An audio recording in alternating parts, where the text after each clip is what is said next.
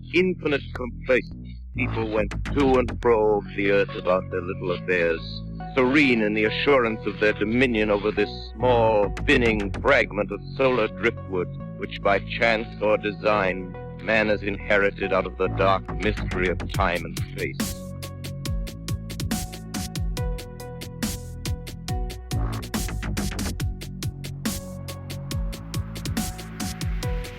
On this episode of Into the Fray, I welcome Barry on with me. Barry got in touch. He did send me a lovely bullet point list, as I like to mention. It is helpful, and I was mentioning to Barry why, and he had already mentioned why before I even said it. But it does help, I think, both of us, gives me a roadmap, and helps to prod the brain matter of the person writing the bullet point list of maybe things they had forgotten. I forget things all the time, so it's helpful. Anyhow, Barry, before we delve into some of your paranormal experiences, and I say some because, as I said before we officially started, that I agree in something that you said in your email, which was there is a lot to cover, and I am leaning towards what you said, that maybe this should be part one of 2 or maybe even 3 episodes that I do with you. But would you mind, please, telling people a little bit about your professional background? Because it is very interesting. As much of it as you wanted to talk about, of course, just a little snapshot of what you do and some of your abilities.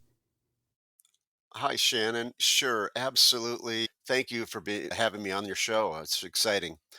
Yeah, I've been fortunate. My entire career took place in the state of Florida. But I was born in my first 18 years of life. I lived in Western New York, but I went to commercial arts school and I ended up moving to Florida in the early 80s.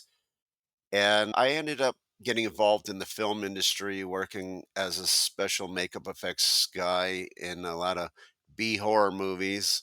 I was a jack of all trades in art, different various art forms, mostly out of necessity to pay the bills. But I always had a passion for films, and I liked scary movies as a kid, and wanted to be able to make monsters. And the craze was going on in the 80s with all the movies and the makeup stuff. So I was fortunate to have gotten involved with the film and television industry in Florida. It's not the same as Hollywood, but it's still, I've worked on a couple things that are now considered cult films. And I worked on a lot of really schlocky things as well, but it's been a wild ride. What was the first thing that you realized that was a passion of yours? Were you drawing something or were you sculpting something out of mud? Because you sent along some sculptures that you've done and masks that you've created for some of these projects, and they're really, really good. Yeah, thank you. You know what? It's funny. An artistic child. Also, growing up in a haunted house, you'd think the last thing I would want to do is watch a scary movie, but I watched scary movies. But my great grandfather was an incredibly talented artist and was an inspiration to me. And my mother had artistic abilities. My brother is an award-winning tattoo artist, and I just had was one thing I was good at was being creative, whether it was building forts or just in the cold winter. You're stuck up there in the house in the winter months a lot of times, and I would create projects for myself, drawing, sculpting, doing model kits and other things. And I guess they called me a monster kid from the 1960s and early 70s, until I discovered girls in rock and roll. Then that things changed a little bit. But I was really every Friday and Saturday they would play a scary movie on TV and get some old Jiffy Pop, and we would sit up and watch a Vincent Price or Godzilla movie, or one of my old Hammer horror movies, and just get the bejeebies scared out of you. And every weekend I would look forward to it, and then I would be inspired to draw the monsters from the movies or whatever. And yeah, my art teacher in high school, I had no plans whatsoever of what I was going to do with my life. He pulled me aside one day, goes, "You could be a professional artist if you were interested in trying to do that. You should go to art school." Nobody ever told me that before that. And he really helped move me forward in following a little dream that I had in the back of my head. It was great. I have it a wild ride. It was a lot of fun. Sometimes all it takes is that one person to say that one right thing, and then it just changes the whole course. It absolutely was not a great student, and it came from a broken home. We just had a lot of problems, and so school, I just was didn't take it too serious. I didn't think about the future. But luckily, I had something that somebody noticed, and yeah, he changed. He made a big difference in my life by just giving me that little inspiration. And suddenly, I went and told my parents that my art teacher thinks I should go to art school, and like, what? Hey, that's a hobby, right? So, like, all other people make a living at it, and I just had once I got inspired. I just had goals. I started making little goals for myself, even though I was a kind of a goofball and once I moved to Florida, I was a bit of a wild party going, live Fort Lauderdale and all the spring break stuff going on in the 1980s. But I managed to accomplish quite a few things, even though at that in my 20s. And I have worked on quite a few little film projects through the years.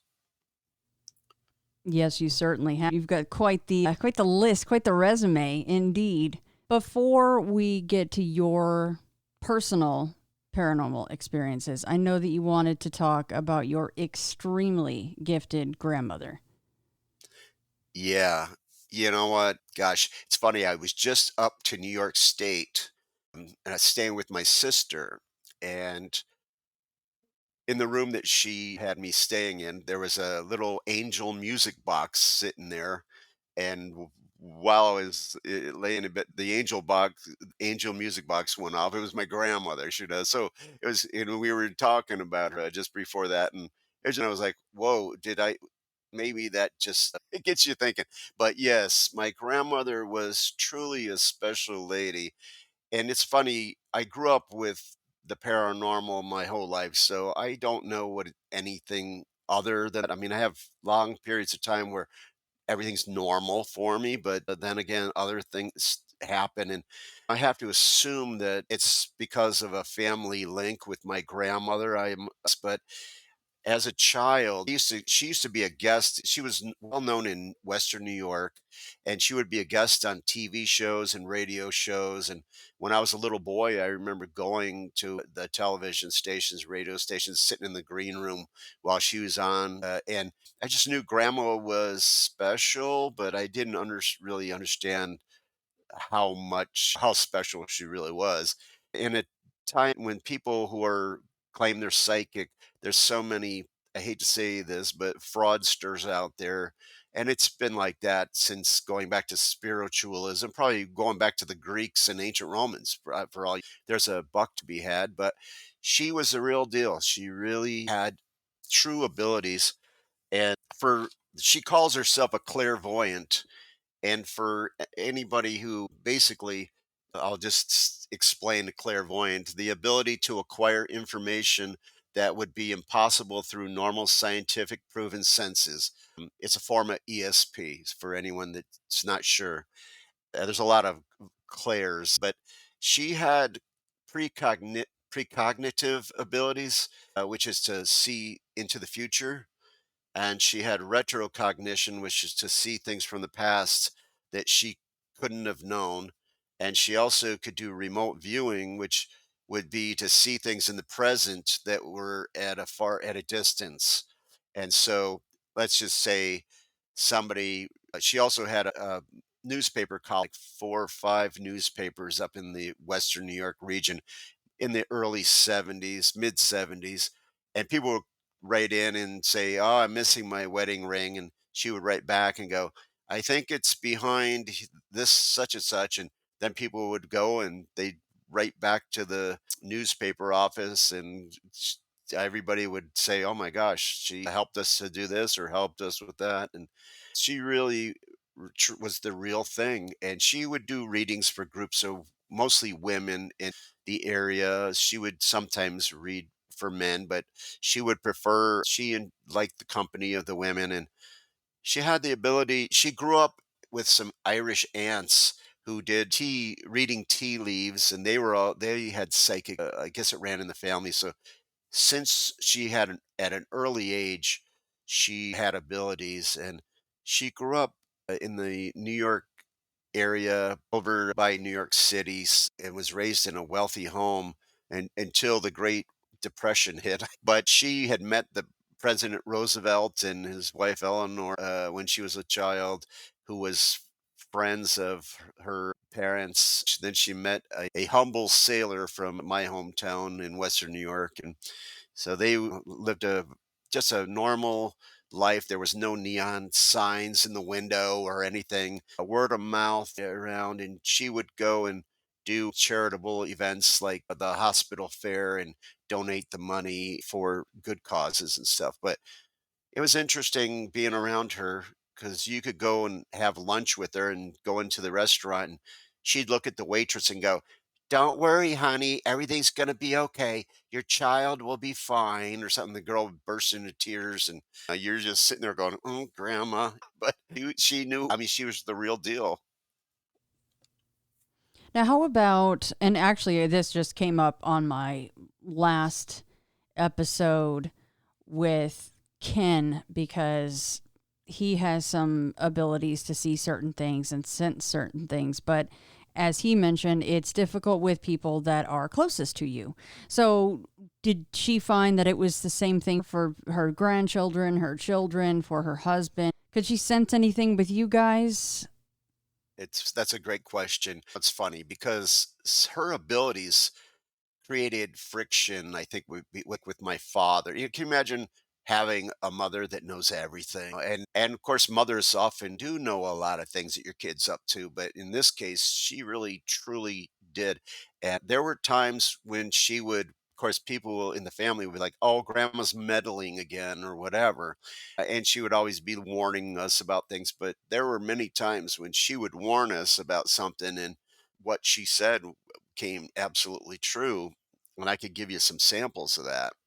When I was probably about, I'm going to say 10 or 11 years old, my parents were offered a chance to go on a vacation.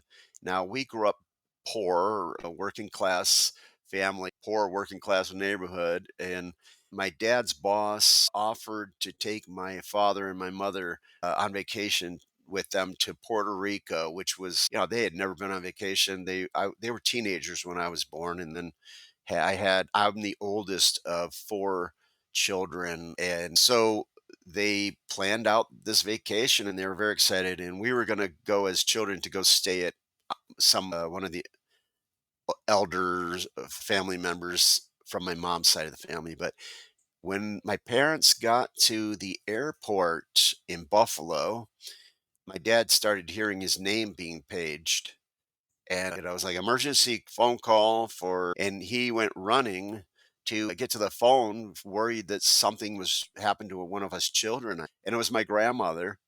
And she says, "Willie, don't get on that airplane. There's something wrong with the engine." He's livid. He's just absolutely angry as could be and starts yelling at her to mind her own business and quit trying to ruin their vacation. And he got on the aircraft, and sure enough, while they were over the ocean heading to Puerto Rico, the aircraft starts having engine trouble, and they take a big nosedive, and the oxygen masks drop, and just people were screaming and crying, and the pilots were ended up dumping fuel, and they just barely made it to land the craft. And there's just one sample of my grandmother, intervention with family members.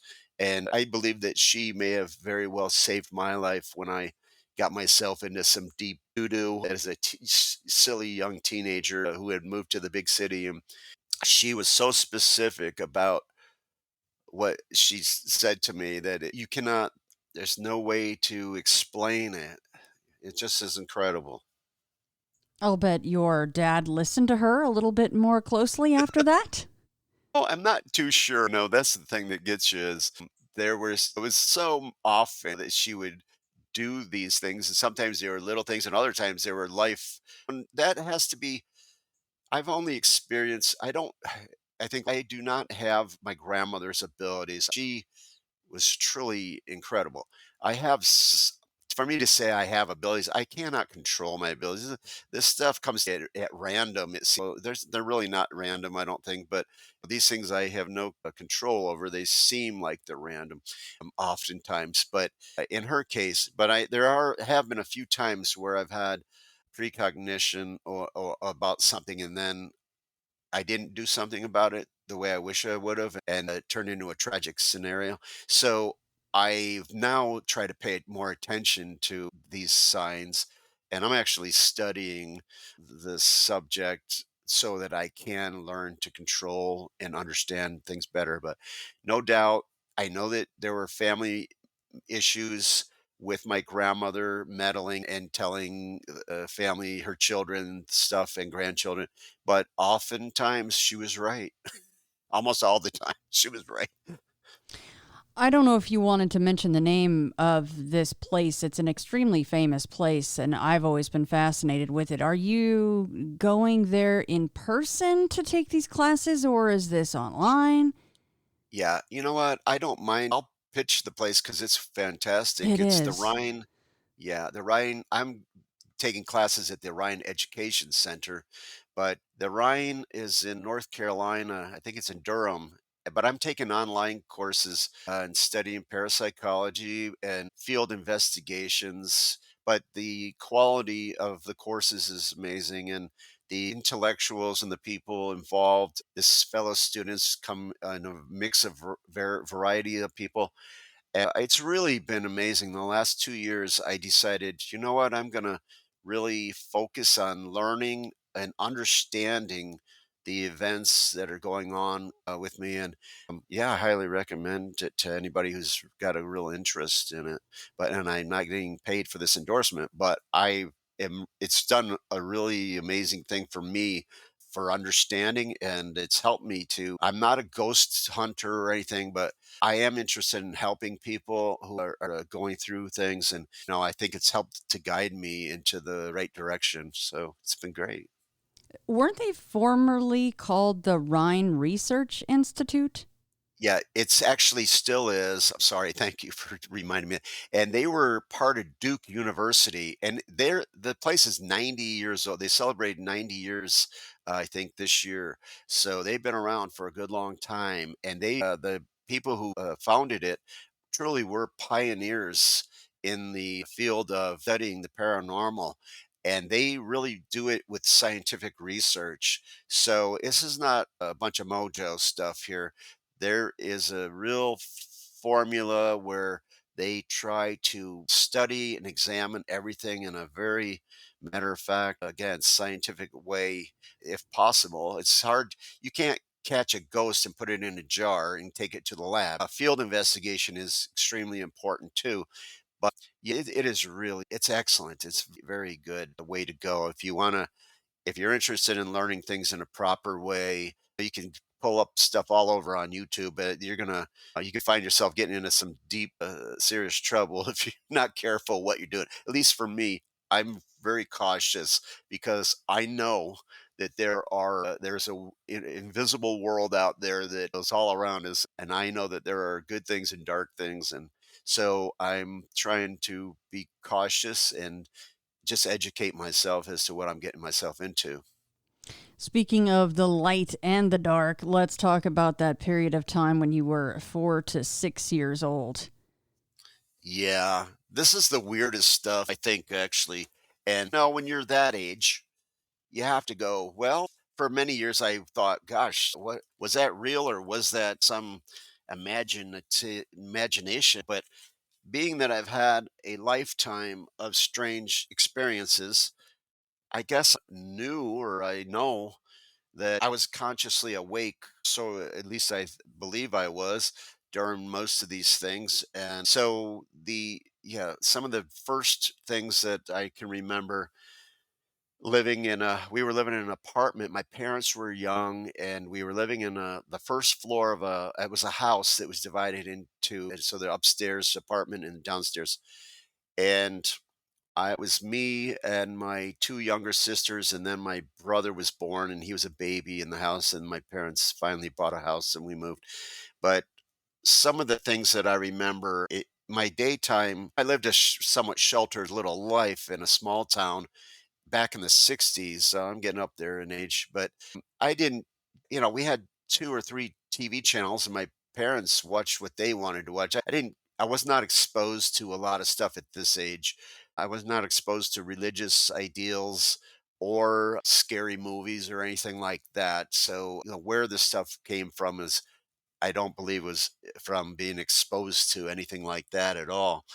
But I remember at night being visited by all kinds of things. Some were very, very frightening, and other things were I was happy to see. And one of the things that was exciting for me was that a light orb would come into my room, and I believe it telepathically communicated with me as a child, and it would take me on, I would say, adventures, but now the adventures, I'm assuming I was having an out of the body experience, most likely in that case, but it would communicate and then it would take me up and I would actually see myself flying out of our place and up over the town, and we would go and this orb would show me amazing things and would teach me stuff.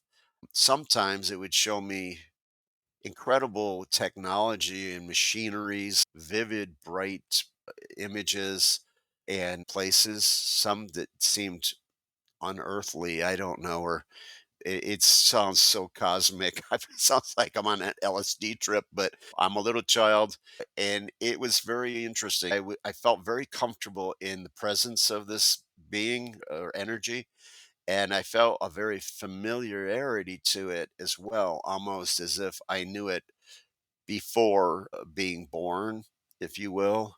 I don't know. And I can't, there's no way for me to prove any of this. It's just that these are my memories and they're very powerful. Another thing that I believe that this being or entity, I don't know what you would call it, spirit guide, would be probably the best way to call it, is that it would show me things and teach me about caring for the planet Earth, having empathy for animals, and worrying about pollution and war. I would see images. I don't know if they were just planted in my head of many things like that, and being like a teacher teaching me things while I was on those adventures. And then I would end up back in my bed the next day, but I would feel real great love and joy from that. Those are the good things. But there were other things that were not so good, but that was definitely, one of the things I remember seeing was the machinery. It seemed like a giant gyroscope, and it actually seemed like it was in a spacecraft or something. Now that I'm thinking about Like it, from or on Event Horizon? oh gosh, you know what? Now I never thought that is a creepy one of the creepiest movies. It is. Wow, you know what? I never put the two together, but it was, yeah, kinda something like that. Not that Nice. I'm saying that Woo. would be the ship that you would want to go Okay. on to, but yeah. Wow. Yeah, yeah, no, that would not be it, but Nope. yeah, it was, but you know what? It was this big, it's strange that only recently did I say that thing that was gyrating. I thought, was it like a gyroscope? Maybe it was like the mechanism that steered this ship or something. So that's interesting that you say that, but yeah, I love that movie, by the way, but it's creepy. Yeah, I didn't Well, mean to any go super dark with it, but that was yeah, the very first thing that popped into my head. yeah, And you being also a huge you movie know, buff, I knew you would know yeah. exactly what I It was was talking about. oh, yeah, of course, yes, yes. No, the thing was, of course, I was just a small child, but this thing was something large and very impressive to see all this strange technology that was way advanced from anything that existed on our planet at the time or to this day. So, I remember these things, and then it's very interesting to me, and then I also had ghostly apparitions that would come. I said this in the I don't claim to be some anybody with some special ability really, other than I think everybody has some ability, but I just these things have happened, and but I feel like I was almost like a light when the moths would come or some reason these things were attracted to me, and I don't understand the reason, but maybe they knew that I was open to seeing them or experiencing them. I really don't understand. That's what I'm trying to learn these things, but I would have ghostly apparitions come into my room. I remember one very specifically where sat up in my bed and watched.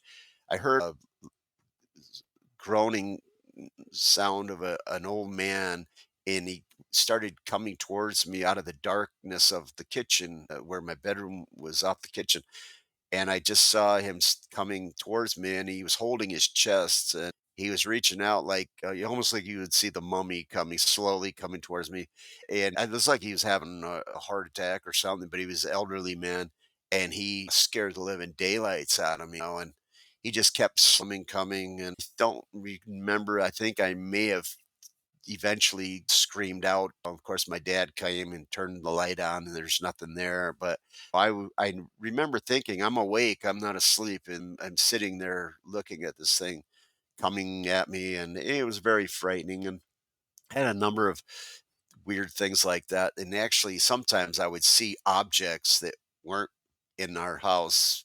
It like just floating in the room or something. Something always creepy. It always gave me something weird and creepy. I didn't understand. Maybe it was from people who lived in the house prior, or I don't know. It could come from the ether. I don't know where these things were coming from, but that was one of them. And let me see what else. This is one of the things that really is. I feel very uncomfortable and awkward telling you, but I'm going to tell you everything, even if it's uncomfortable. And you may have heard something like this. And if you have, I would love to know if anybody has ever experienced anything like this. But I remember as a little boy, probably around the age 4, seeing what looked like, I guess, a little portal open up in my room, like a little tunnel opened up, and then these little beings came out, and they were little diminutive little things, only could fit into your palm of your hand. Little beings. They look like little people. They were all like in a military formation, and they marched. And there was one guy that was the leader. I swear. These are my memories. I'm a child. I don't know. But I remember rubbing my eyes and looking and thinking, I'm awake and I'm watching this. And they seemed to be on a mission. And they almost a glow to them. The only thing I could compare would be like almost a hologram type of look, to where they were illuminated somewhat. They came marching up towards where my bed was, and then they proceeded a big operation of trying to climb up to where I was at, which looked like they were throwing little hooks or something and climbing up ropes. It sounds like a weird dream, and maybe I don't could be, but it would have been a very lucid dream if it was. And because I remember thinking about these, I wasn't frightened so much as more amused by watching the whole thing, but I was a bit frightened because it was something so strange. And they climbed up and they marched around and they were like examining me. And I don't know, when they were all done with whatever they were doing, they kind of marched back down and went back in this little hole, opened back up, and they just went into it and they were gone. I know that sounds really weird. No, it actually I, doesn't. It really doesn't. And I love that you're okay. trying to spit Ugh. out every tiny detail that you can recall, because sometimes it's those tiny details that get people to reach out and go, you know what? I had the same experience. So I do Yeah. appreciate you It's trying like to just get it all I out there. I feel a little bead of sweat on my forehead telling that one because it sounds so absurd, No. and yet it was like another beings from an otherworldly place came. They came to visit. They wanted to see me and examine me, and they were walking around as if and taking commands by one of the characters. They looked I- exaggerated, almost from what I recall. I would like to get regressed and go back and try to see that it's been a long time since this has happened, but I still remember the event, and then that they, yeah, just marched away down in this little straight line like they were on this mission and got in this little, I don't know, little hole opened up in the room, and they just went right into it, and then it closed up and they were gone. What were they wearing?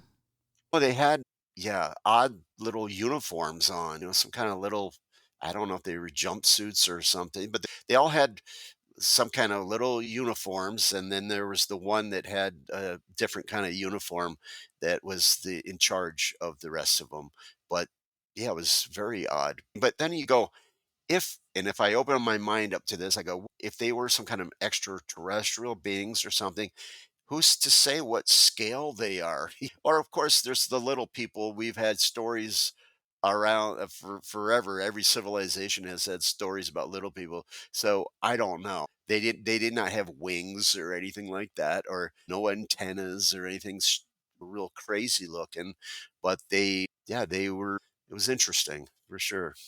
Oh, yeah. And then your mind is going, what was the point of me seeing that? Exactly. Just I was, even as a child, I was kind of amused and confused by the whole thing, but at the same time, I felt pretty excited to have seen it. They didn't hurt me or anything. That was good. That they could have put me under and did, I don't know what in the world something like that would do. Or I wondered if something else was observing me and they created this hologramic thing that just is watch and observe my reactions to things or something. I don't know. Try to understand it all, but I'll never know the answers to some of these things. It's such, these are the high strangeness stories that I remember, small child. But they stuck with me after all these years. So here we are talking about it. I never thought I would ever be talking about this to anybody, even my own family. I think it's wonderful. So a huge high five to you. What about these dark entities that tortured you mentally? Oh God, yeah, that is that scares me the most. And actually, the thought of going back in having hypnosis to go back, I would be concerned about that because these things, in my opinion, had to be some kind of a, yeah, dark presence or entities. But I remember getting visions, and they would start. I could just be looking at the wall, and then I start to see that I would know that something's going to happen. I would start to know that they're coming, and they did this a number of times to me. And I start to see images in the wall or in my closed eyes. Or I could turn my face in the pillow and I would see them. And they were just these contorted, frightening looking faces, just staring at me and just snarling and just basically looking demon like creatures, if you will. Or perhaps I've wondered through the years, were this is a religious experience? Are these dark? And of course, that I have many people say that aliens are demons. I don't know, what the answer is to all this stuff, but there was definitely a dark thing. And what they would do is they would astral project me, I guess. I don't, I mean, could they have been taking my body? Possibly, but I feel like they would float me against my will out of there, and I would end up being pulled down into the earth, and I would see caverns and caves system where I would be pulled down into this area, and I would end up in a cave or a cavernous room, and they would just mentally they I would be paralyzed when this is going on, and they would just absolutely torture me. And I remember them just like pouring insects and doing just things just to get me to be so extremely amped up with fear. It's like they were feeding off of it. And that's the only thing I can explain. I feel like that's what they were doing to charge themselves up. So they saw a little boy with a little light flicker, and then they were attracted to that. And then they used me to amp up their energies, is how I imagine it. And I would wake up the next day in bed, but I would remember it. But I never told my parents or anything about any of the stuff because I didn't even understand it myself. And they would have just said, "You're dreaming anyways." But it was very frightening and terrifying. And I'm still to this day frightened of the knowing that I truly believe that there are things like that out there, and they enjoy tormenting. That is, yeah. Oh, I just get the willies thinking about it to this day, frankly.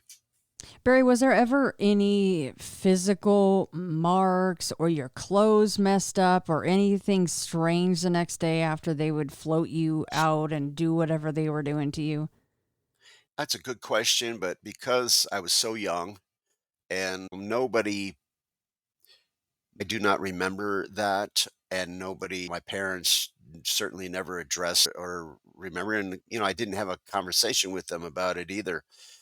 No, I do remember telling my grandmother, the psychic, somewhere at a young age, right around that time, that things were coming to me at night, and she gave me some religious charms to put under my pillow to protect. I did must have felt comfortable to tell her for some reason, but I don't remember ever. I don't remember examining my own body and seeing anything or anything like that. But it's a good question, and I wish I could. It would be interesting if that was the case, and it very well could have been, but I do not know the answer to it.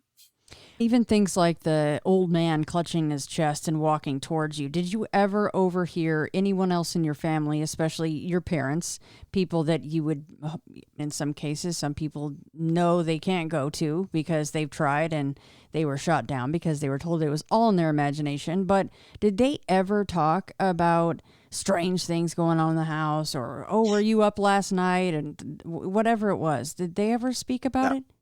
no, not at all. Not at this time. No, they did not. And we were living in an apartment at that time. My parents, like I say, were young in their early 20s. They got their own problems, struggling parents.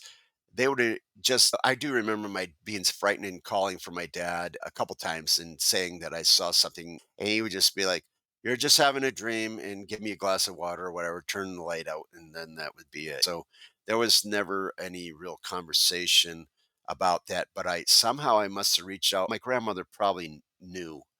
Maybe she started the conversation, but she wanted to give me that's the thing about my grandmother. She had this amazing psychic ability, but she was a very devout flick. And of course, hundreds of years ago, she would have been burned as a witch probably, but she would go to church and all the time, and sometimes she would take me to church when I was a little kid. I always thought it was a strange thing going on there. I didn't understand everything was they were doing, but she gave me some charms to put under my pillow to protect me. That's the only thing that I remember about that. One thing about the man holding his chest, I do believe that the elder man that lived upstairs in the apartment, he was an alcoholic.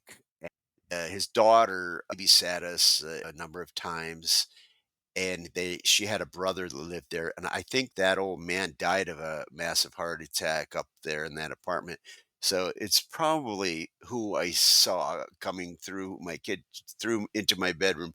It was probably the old man that lived up there that died. I don't know for sure, but I thought about reflecting on all that. I thought, well, that seems like that might be the case for in that for with that. Yeah, that definitely tracks. That's for sure. So it looks like you guys moved from that apartment, and then, as you say, you guys did move then into a house. But it seems like this is quite an active house for other reasons than just the living folk that were there.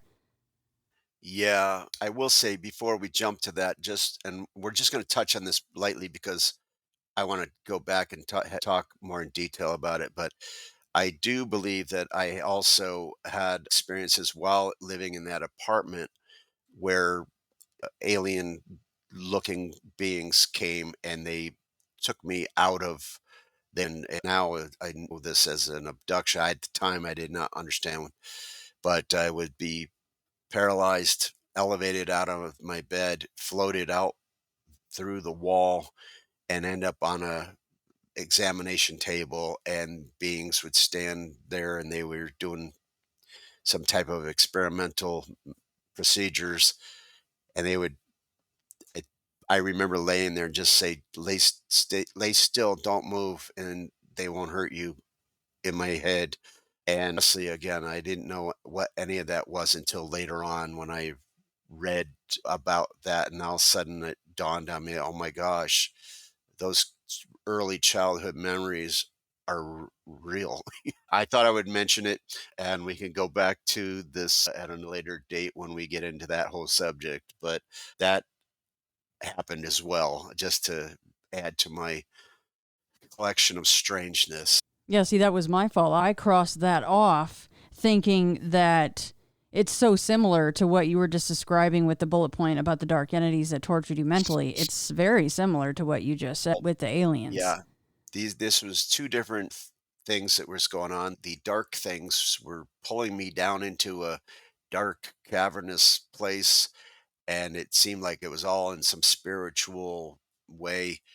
The other beings, I ended up in a lit room on an examination, like a metallic examination cold table, and had beings around me.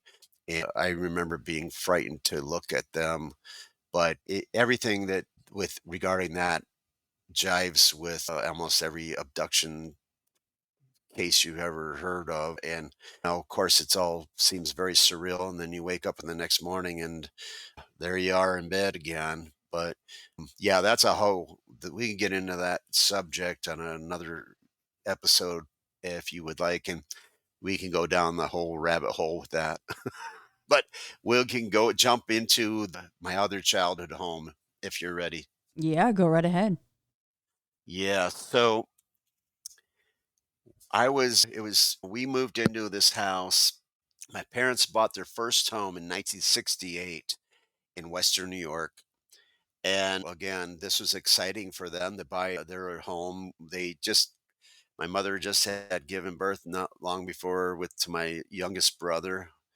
And so there's four of us children. We've run out of room in this little apartment, and my parents buy this house.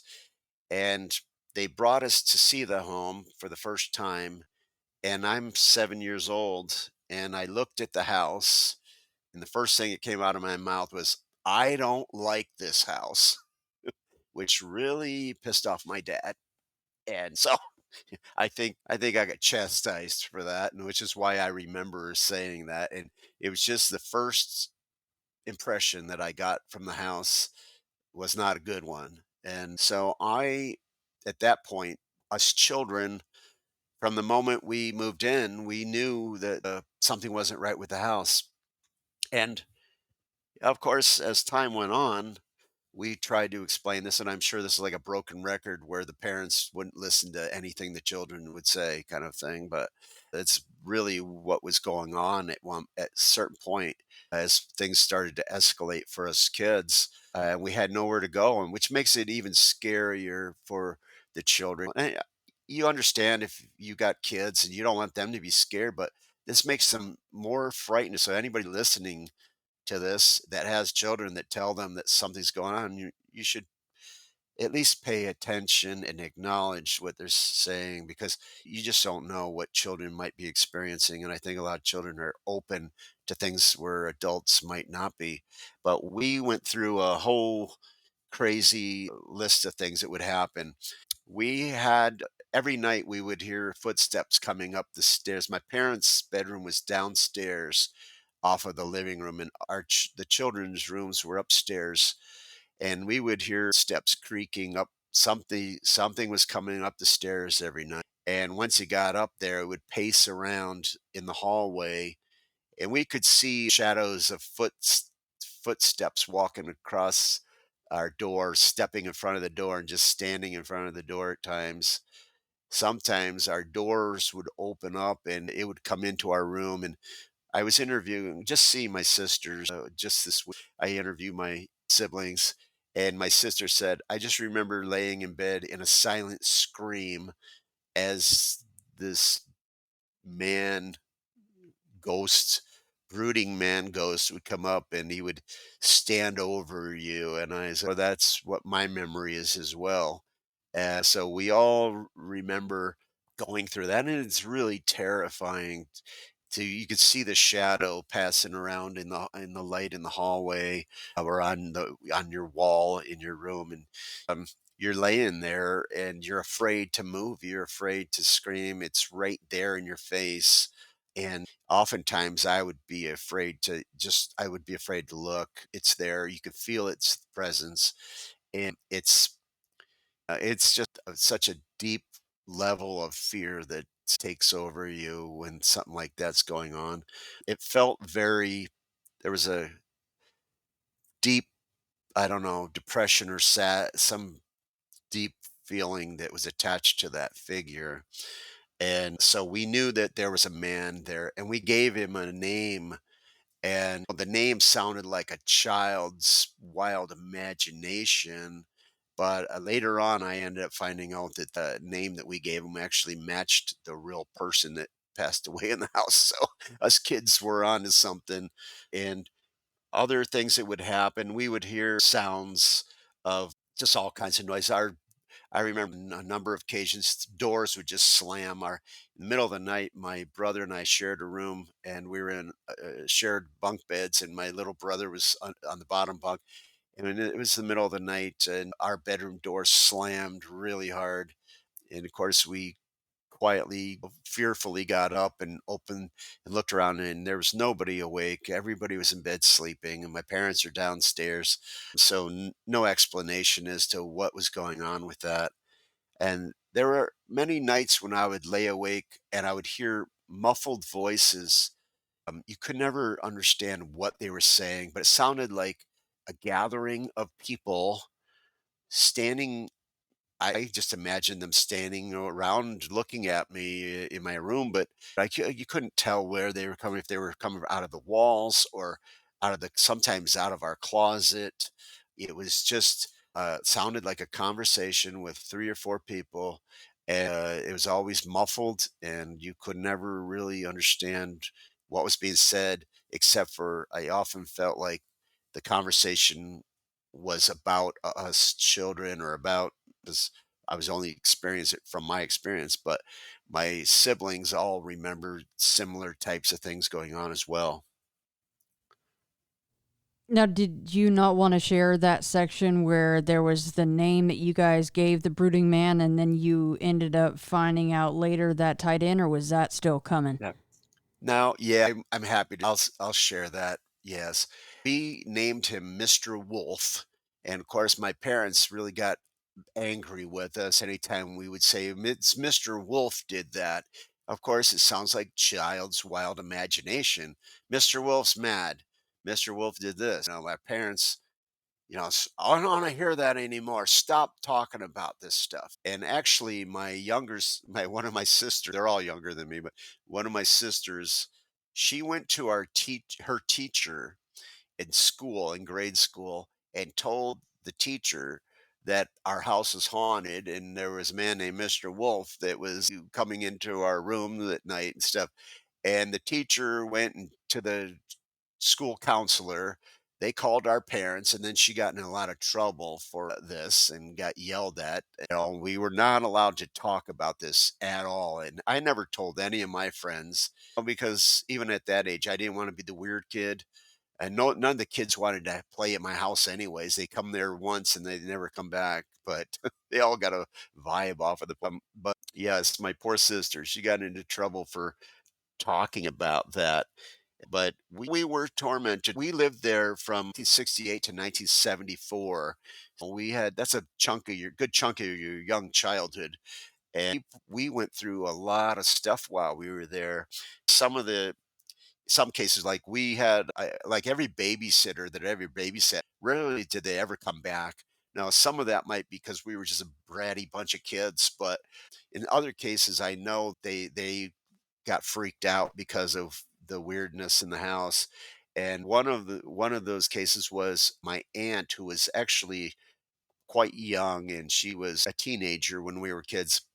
Her and her friend, they got locked into a back room on the first floor of the house, and we believed that Mr. Wolf died in that back room. It was always cold. My dad used it just to use it for storage because nobody ever wanted to be in there. I think it was supposed to have been some kind of an office for him, but just was always cold in that room. And Off of that room was the laundry machines, and there was a toilet and a sink. So it was supposed to be like a half bath or something, but it was nobody ever we as children didn't want to go in anywhere in there.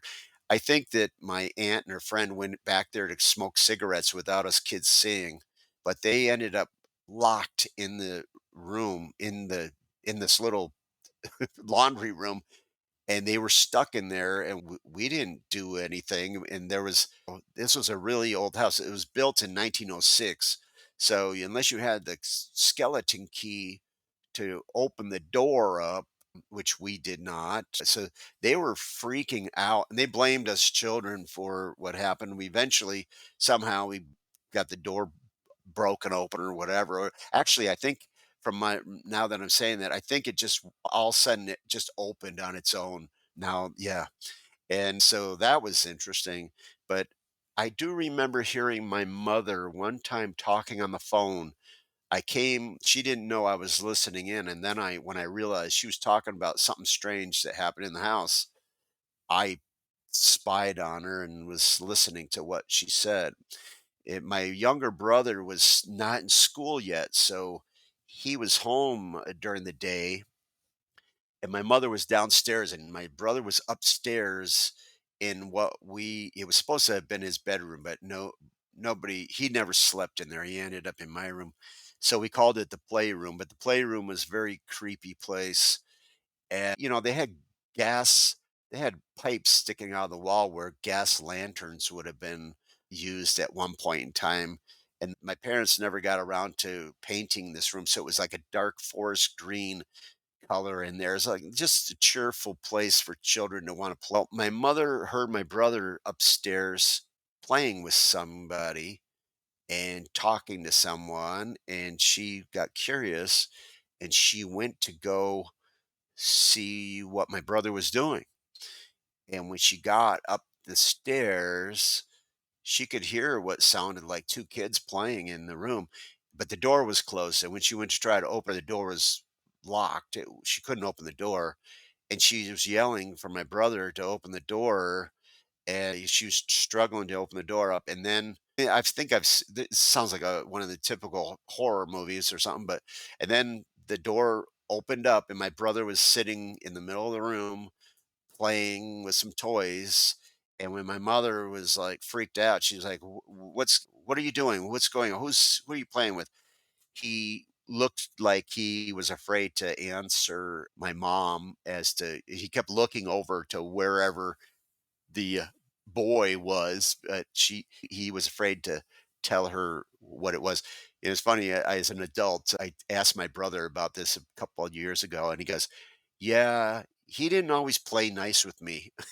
And so we believed that there was a boy ghost in the house, and this boy liked to play with our toys at night. And one time, my brother and I were in bed. Now, we had a closet that was attached to our bedroom that ran the length of the house to the other room on the second floor, which was my sister's bedroom. And this closet was creepy as all get. It was like the roof, it went the shape of the roof, so it was angled. So you'd have to bend over, even as a kid, you'd have to bend over to walk through there. And any adult would have to really crawl around in there. It was used as storage mostly, but there was a window in the center which gave it just kind of strange, creepy glow. But the corners of the closet were pitch black, and you always felt like there's something in there. And we go in there to get our toys or stuff, but we it was Christmas time, and we got some new toys. And one of the toys was a very specific. It was a tin metal game that was like a hockey game where you pull levers, and the noise is very specific. And one kid would be on one side, and the other kid would you'd be pulling these levers and moving the figures around and shooting to try to score. And at night, we heard muffled noises like a conversation going on in the closet. And then we started hearing the levers going off with our brand new games and the toys that we got for Christmas being played with in the closet. And we sat up and we listened to this for a good while. And It's just so creepy to realize, and we were like, Mr. Wolf and the boy are playing our games. It's such a strange conversation to have as children, but if any one of you could pick up the phone and call my siblings right now and tell you everything I just said just the same. That was one of the things that was going on. We would hear, yeah, just other toys, ball bouncing around in the house, and so forth. Just very strange things. And we were terrified of the basement of the house. That basement just gave us the creeps, and the door to the basement was in our kitchen. And we had a dog, he was a German Shepherd, and he would bark at that door all the time and growl at it. Sometimes he would sit there and sit guard by the door, and the basement door many times would be found open in the mornings or just during the daytime. All of a sudden the basement door would be open, and the basement was absolutely terrifying. Everybody, just all us children. I don't. I'm sure my parents weren't thrilled about it either, but I just remembered having to go down there for some reason at times, and there was a crawl space in there that just looked. You just kind of. I felt like whatever this dark thing was, it stayed in this black cave of a crawl space in the basement. And yeah, we always felt really uncomfortable about that. And that is just one of those things. Don't go into the basement. And that's how we felt about it. And my father was a rough and tumble guy, 6'2", a tough blue collar a guy that did heating and air conditioning and plumbing. And I would go with him sometimes as a kid to work with him on the weekend or something and try to hand him the tools, which I never got. But I remember he was trying to do something down in the basement and wanted me to help him. And he wanted me to climb into the crawl space because he was too big and his back was hurting him. He wanted me to take a flashlight and go into this crawl space as a kid. And I was probably about 11 years old or so, maybe at this point, 10, 11 years old. And I was absolutely terrified, but I can't say, but Mr. Wolf and the ghost, then I would really be in trouble. So I had to face one of my worst nightmares to go into this thing. And there's all these spiders that are albino, like never seen the light of day type things, and just horrible stuff, and antique pieces of furniture and mounds of dirt in there. It was, who knows, old bottles in there.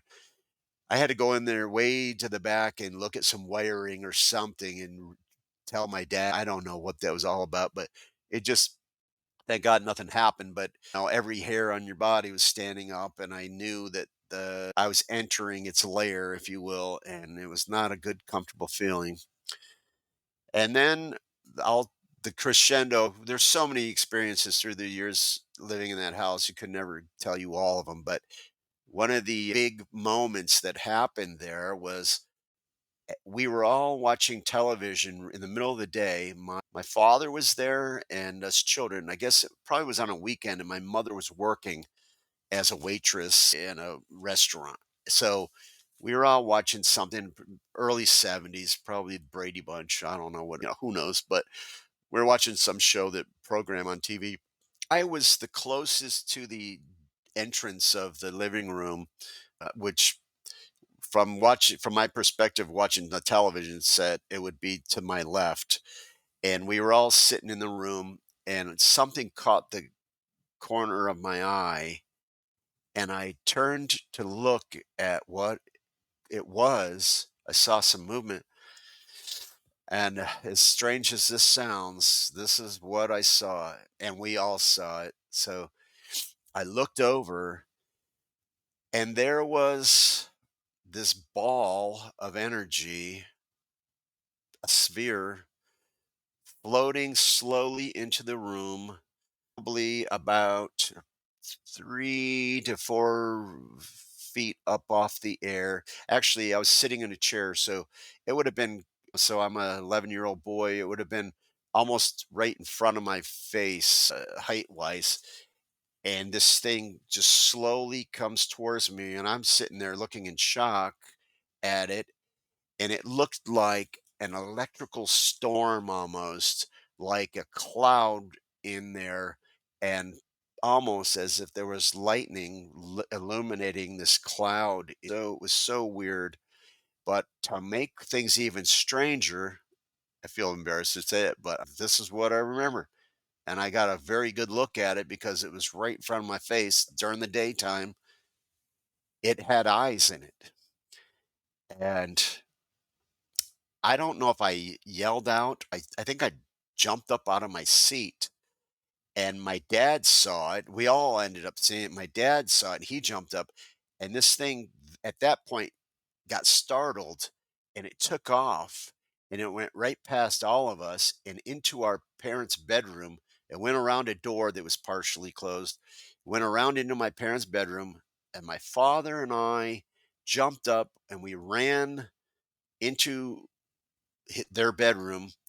My little brother ran after us, and this thing went into the closet, and it started moving things in the closet, moving stuff around in the closet, and it went in some clothing, and then it went into a paper bag, and my dad grabbed the bag, and he looked into it, and nothing was there, and my father had the look of shock on his face, and at this point, I dropped the big F bomb on him, which would have got me I would have got my butt whooped if this ever would have happened any other time. But I just said, and I'm not going to repeat that because I'm trying to be good about language here, but I just said, I effing told you this effing place was haunted, and you never listened to us. You never believed us.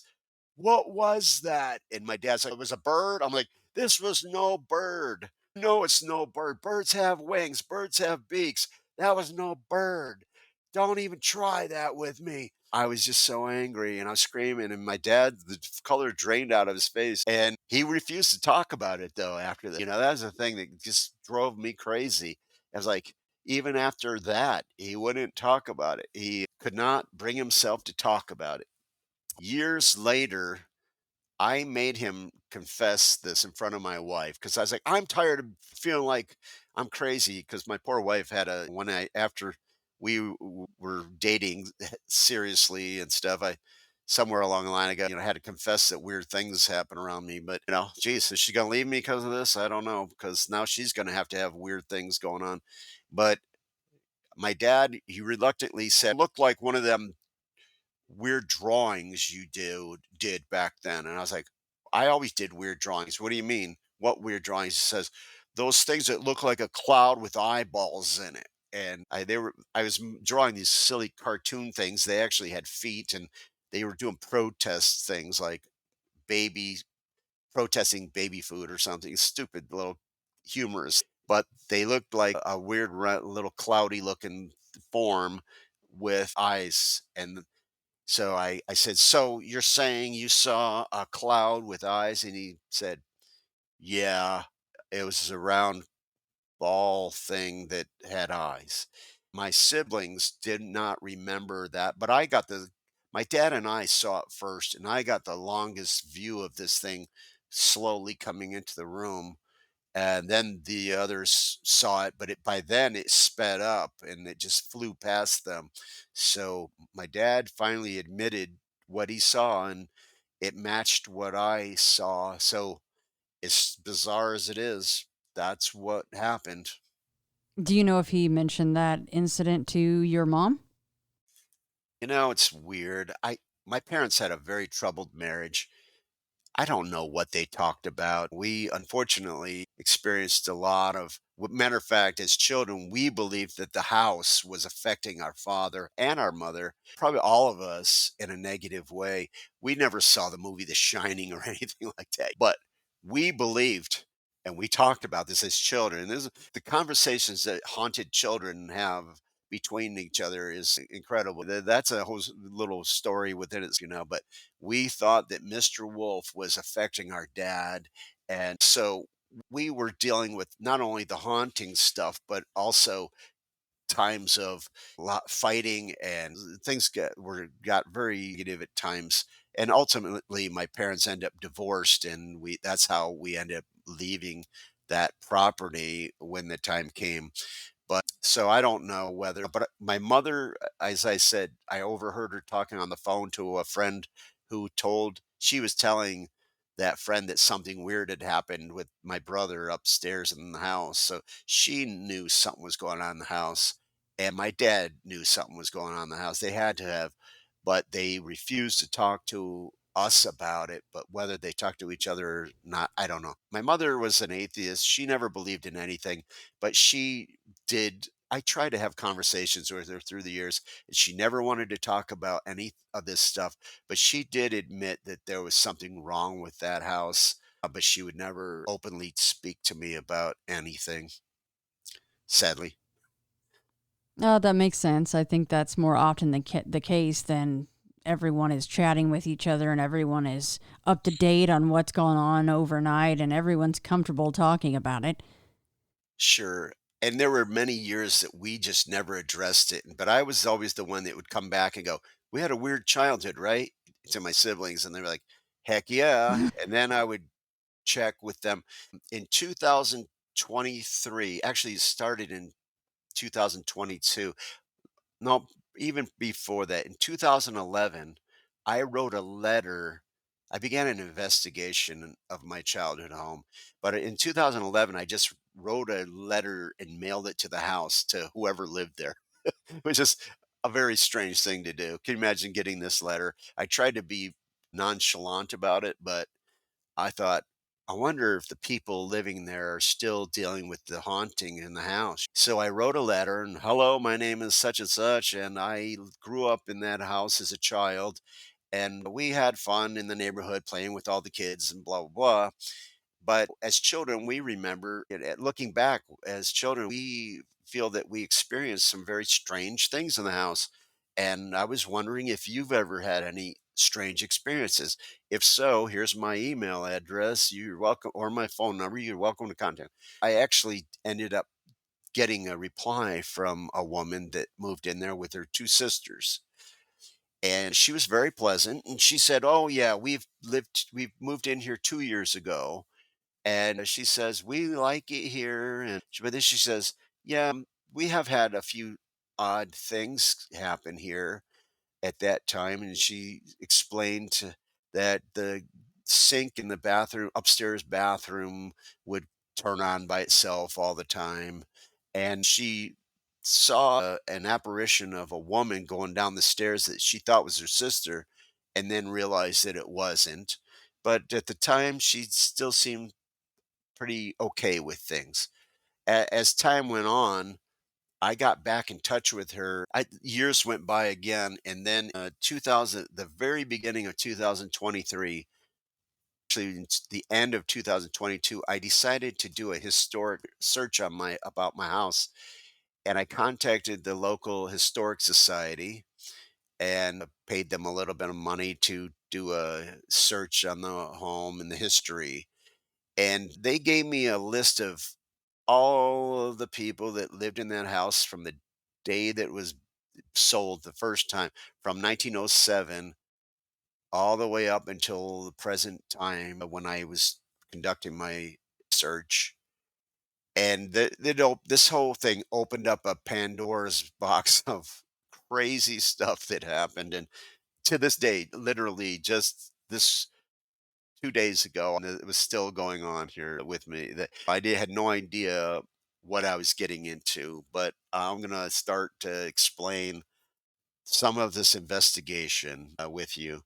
Now, one of the things I found out that several people died in the home, through the years, and there was a Swedish immigrant family that moved in, the first people that moved into this home, and it had been built in 1906, and within a number of months, when in 1907, it they purchased the house, and there was a husband and wife and their 2 sons, lived there. And I found out in the research that one of the sons went off to train for World War I in San Antonio, Texas. And before he ever went off to Europe, the Spanish flu happened to take over the country. And it started in the San Antonio, where a military. trainings was going on. A huge outbreak of Spanish flu happened there. And anyways, this poor young man in his 20s died, and they ended up having his funeral or his wake, I guess, if you will, in in the living room of this house. So they shipped his body back and ended up having a wake in the living room of the house. So that was something. And to make matters worse, he was a newlywed and he had a Swedish bride that was left alone. She was left to live with his parents in the home. And so that happened. So there was already sorrow and pain that have started to begin in this new home from an early start. And interestingly, yeah, both the husband and the wife died in the 1930s in the home.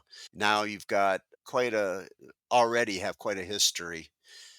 And then I found out that a man died in the home 1 year before my parents bought the house, and he died at a young age in the room that us children believed was where the man died. So we were correct again, and the name matched. So there was that. And then So we believed that, sorry, Barry. So that was Mr. Wolf. yeah, Wow. yes, Holy yeah. smokes. And you guys you thought you just pulled that name out of the ether just for fun. It's Mr. Wolf. But that was his actual Well, last name? that, yeah. The only difference was the spelling, but the name, yeah. And so, yes, actually, I should say this too. My siblings, I think we all had experiences, and I think some of us address the abilities, a little more than others. I know that one of my sisters was a hospice nurse, and that she's had several ESP experiences, if you will. And so she's willing to talk with me about it. But I think we all have had experiences of some sort. Seems like for some reason I've had the brunt of them, but I'm also more willing to talk about them. A lot of people clam up about this stuff. But as children and as adult siblings now, we talk about these things and I bring it up and I told them, "Hey, I'm logging all this stuff. I think I'm going to write about, and so I got them separately to tell me all their memories and then we come together as a family and talk about them a bit afterwards. But I tried to interview my siblings separately to get their take on everything, just so I could compare notes with them. So, yes, there was a lot of tragedy.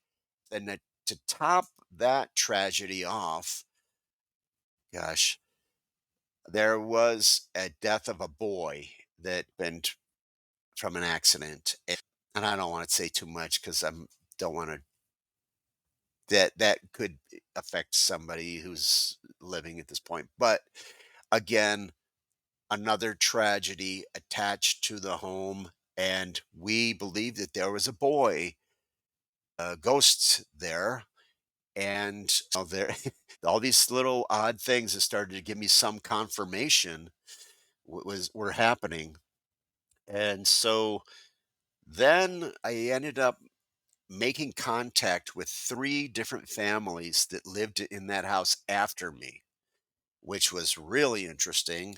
Now, the first lady I told you I sent a letter to, she gave me some light, oh, yeah, we're happy here, blah, blah, blah. When I recontacted her in 2000, beginning of 2023, she had moved out of there by this point, but she said, my life has been ruined since I lived in that house. And she told me she thought there was a portal to hell in there and that her life they had all kinds of terrible things. She did not feel, she was very religious. She did not feel very comfortable talking about this stuff. And she didn't like to talk about the paranormal. I'm just trying to come to find out what actually was going on and have validation, which she did admit. Yes, we had a lot of things that happened there, but I was unable to get her to really share too much with me, that particular first woman that I had gotten in touch with. Now, let me see. I just have some notes here, but I think that the first lady lived there maybe about 6 years. And like I say, She believed that there was something down in the basement that was very negative, and that there was also something up into the bathroom in the upstairs, which was, again, other people have said something about that bathroom to me as well. So I thought that was interesting. But she said that, yeah, her life went downhill after living in that house. And I tried to get her to talk with me again, but she stopped answering my messages at that point. It's like, this crazy guy keeps pestering me. And then there was the next family, which they had several children, and they lived in this house for many years. The mother told me that she never saw any kind of an apparition, but she felt that there was things going on in the house. But that her children, two of her children, communicated with me, and they both told me that they remembered a scary man and a boy ghost in the house. And they had many other, just many crazy things, the kids. And the mom, she admitted a few some odd things that would happen, but again, she said she never saw anything. And a couple of the things, this one's of course, the children, the one daughter, she refused to sleep upstairs in her room. She would not sleep in her room. That happened to be my sister's bedroom, which was, you go up the creepy steep staircase and you end up, my room was to the very first right and my sister's room to the first left, and our closets met and they were connected. And yes, the her children both admitted that saw a man and a boy ghost. They also were very frightened of the basement. And the woman's husband, who was a tough guy, he was a tough guy. He would not want to ever admit this, but she told me that he was downstairs in one of the rooms. I think he was watching television on the couch. Actually, she said she and he were watching television on the couch. So I'm assuming it was a living room.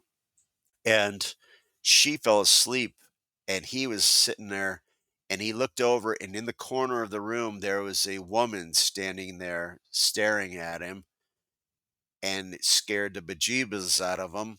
And he said that she looked like she was wearing what he thought looked like a wedding dress, an old-fashioned wedding dress, and that she was a young woman and she faded into the wall. And at that point, she said he never wanted to talk about this ever again. This is pretty wild. And interestingly, about that family, it's this stuff kept unfolding as I conducted my interviews with the people. The woman told me that she had a family member brought their dog, and she had a dog, and they, whom all got along well. But she put the dogs up into her daughter's room, the daughter that didn't want to ever be up in that room upstairs. And this is really gross, but she said that the dogs both got extremely ill and just made a disastrous mess of the entire room that was very unlike the dogs and very strange. And she could not understand, almost as if they were poisoned or something, but something affected the dogs to where they got very ill. And I can't say that was paranormal or not, but just telling you what I was told. She thought it was very strange and interesting. Again, I did speak to I did communicate with both of her children, and they said they had vivid memories of seeing ghostly apparitions in the house and experienced other things. And they did not like that basement. They were terrified of the basement. One of the Something that came to light after that, which was fascinating, was was a woman who I had contact with in 2024 who also witnessed a female, and I'll read what she sent to me. She says she was sleeping on the couch watching she was watching television all the lights were turned off in the house. She was watching television and she woke up and there was a woman standing there staring at her, and she was wearing a white or light yellow long Victorian looking dress, and she had a hat that had flowers in it. And she described, she had an incredible memory and described this young woman. She said she looked like she was in her 20s and she was wearing these clothes. She only saw the ghost one time, and she was not scared when she saw her and did not feel threatened by the apparition. She said she had brown hair and fair complexion. And she said she asked, she could see the television through her, glowing through her. And she asked who she was and what she wanted. And the woman turned and just walked through the wall. I don't know if she was a conscious entity or if she's part of a residual haunting, but that's two people who witnessed this woman that seemed like she might be in some type of a Victorian dress that could have possibly be maybe a wedding dress. And I feel that she was a Swedish immigrant girl, married the young man that died from the Spanish flu. That's my feeling.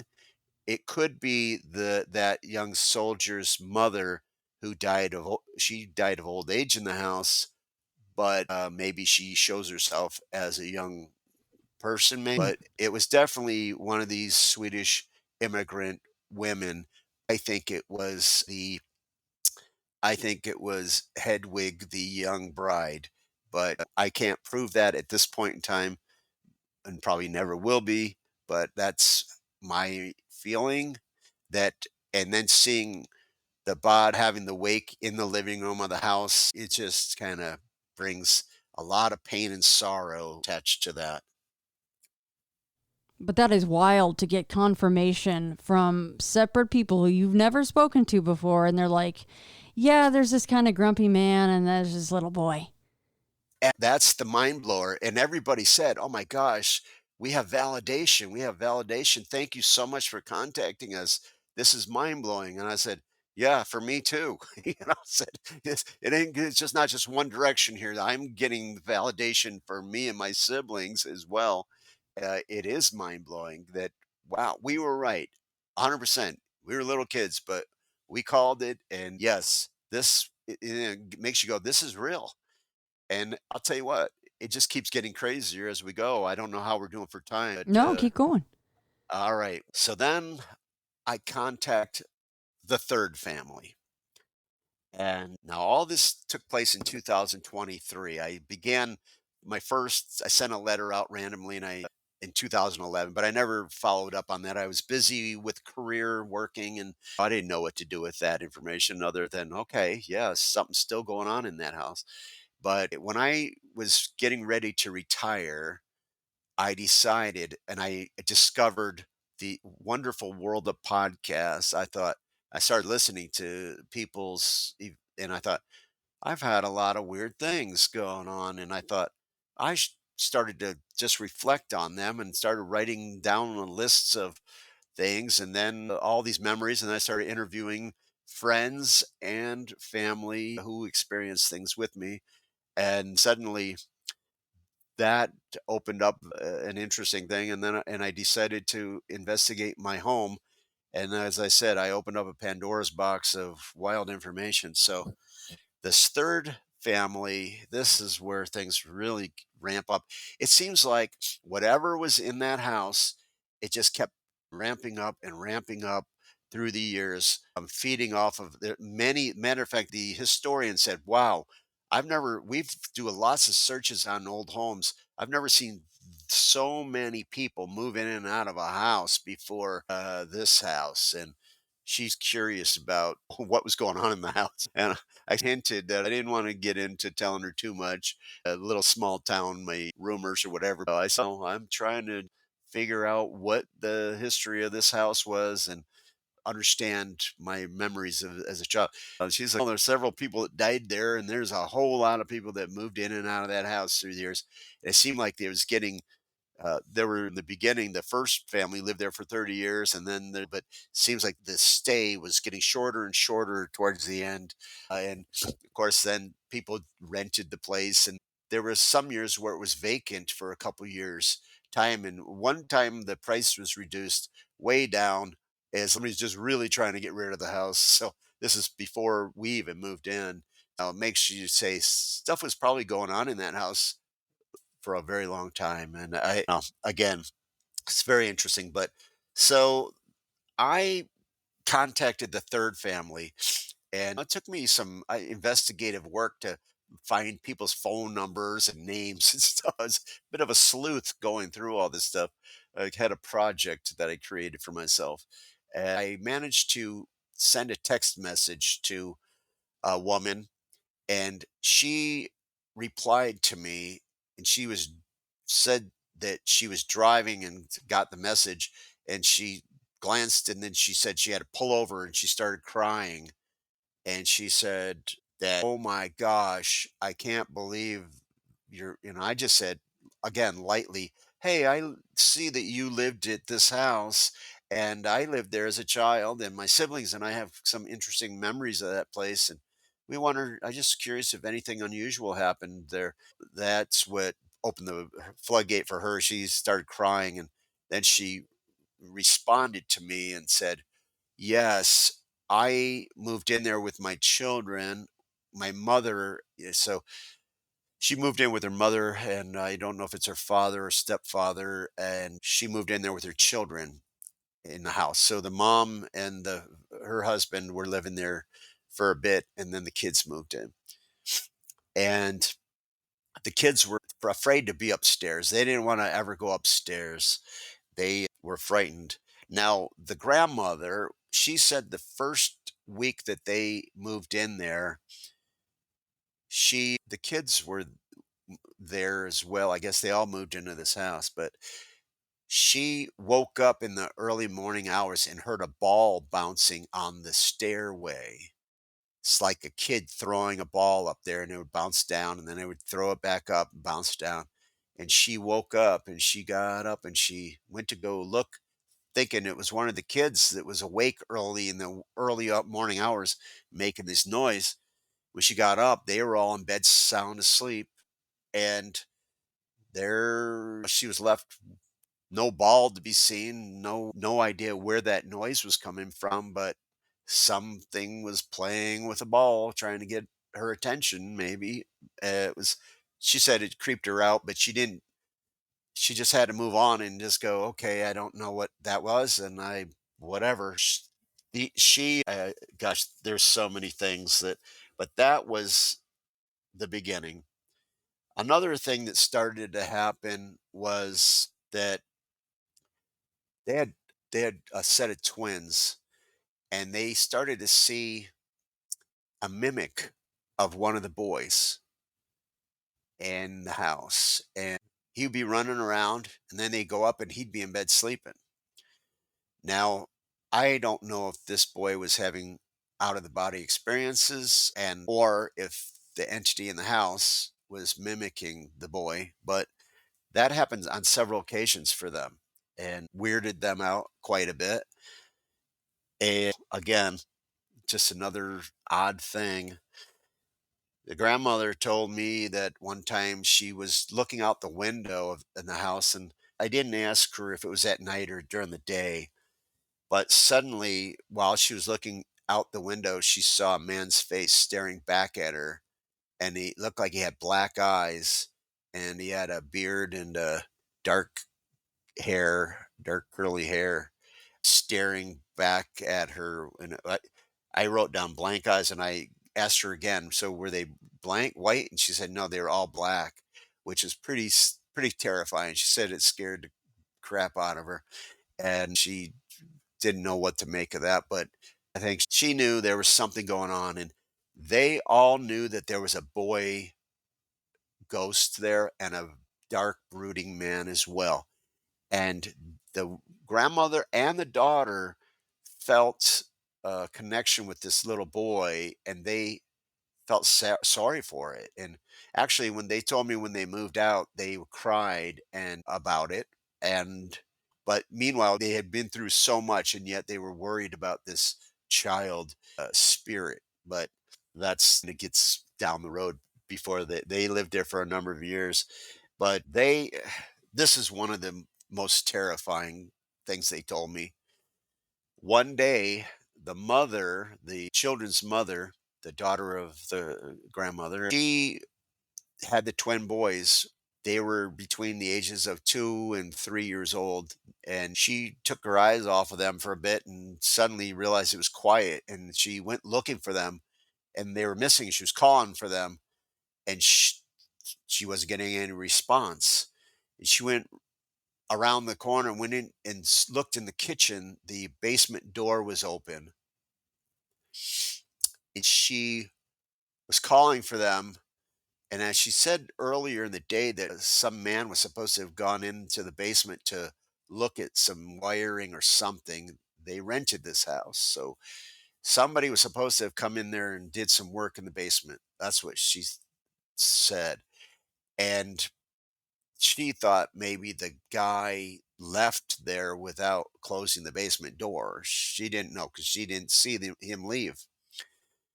But she was calling, and then she looked down into the basement and she saw the two boys standing, staring at up near the wall, staring into the crawl space. And they were in a trance. And until she got down to the bottom of the stairs and put her hands on them, did they actually snap out of this trance. And that is terrifying. Yeah, I would think you already knew about that crawl space, didn't you?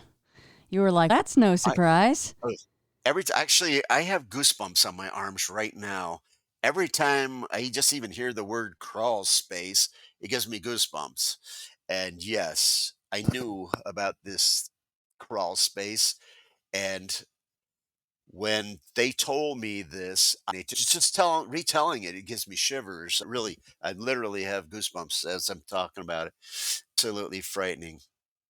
So she was terrified, grabbed the kids, and she said she called out several times. And upon grabbing a hold of them, they came out of the trance. So that happened. Eventually, they put a lock on the basement door, and they said that they could hear knocking on the door. Sometimes they would hear knocking on the outside door, the entrance door, and they would hear knocking on the basement door to let me out knocking. So that happened. It's, Oh you my know, goodness. Nope. yeah, I exactly. Nope. Yeah, this house, it's the house that still haunts me here. And this is for real. On just weird things. The daughter told me she found a box of old photos in the basement and some dark, scary drawings in there as well. I don't know. I'm like, were they drawings I did? Because I'm a weird kid, but I have no idea whose photos they were, but just little weird things, notes that I had in there. But the stories get even weirder. One day, the grandmother, she her brother-in-law needed a place to stay, and she went up to go and clear out a room on the second floor that was just being used for storage. And she admitted, she goes, I admit that we just use that as a storage place. And we threw all kinds of stuff up in there. And now I had to go and clean this room out, get it ready for the brother in law who was having financial problems or whatever. And he needed a place to stay.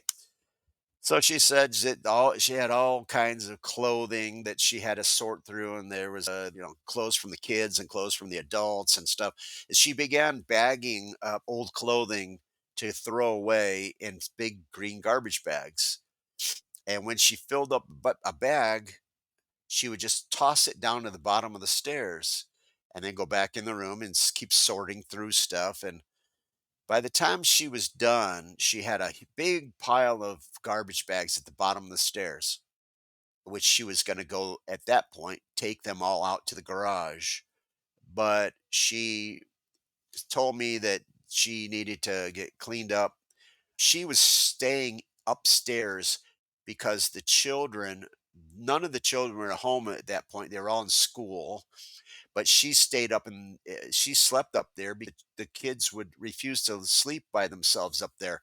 So, in order to get them to sleep, she slept with her granddaughters up in their room with them. And so she had all of her stuff and she was going to get dressed and cleaned up. And there's the bathrooms upstairs. So she was going to get herself cleaned up a little bit before going downstairs. So she was in there doing that. And then she came back out to go down the stairs. And when she looked down the stairs, the bags were all gone. There were no bags there. The only person else that was in the house was her husband. And he was downstairs in another room sleeping. And she was like, "What the heck is going on?" And she ran down the stairs and she turned the corner, and in the center of the living room was the bat were all the bags of clothing. Now, those all have a lot of weight to them. So you can imagine the energy and power that this thing had the ability to do. It also would make things disappear and appear sometimes playfully, but in this case, it was just blew her mind. And but she ran in and woke her husband up and asked him if he did that, and he's like, "Why the heck would I do that? No, I was sleeping." And she was freaked out, and she started yelling at the presence, saying, "All right, geez, if you were going to do that, you should have just carried him out to the dang garage." Yeah, But be all the way helpful, please. yeah, clean the house for me, please. Just do something.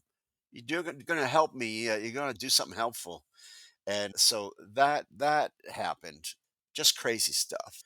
To where now something else that takes me along in this situation was that the mom told me that they believed that the one boy was being affected and had an attachment, and he had been acting unusual and locking himself up into a room and seemed like he was maybe interacting with something in the house. He was drawing very dark and scary images of things, and there were many very frightening things going on with the child, and she believed that the boy was the thing that was attached to him, but I'm not too sure of that.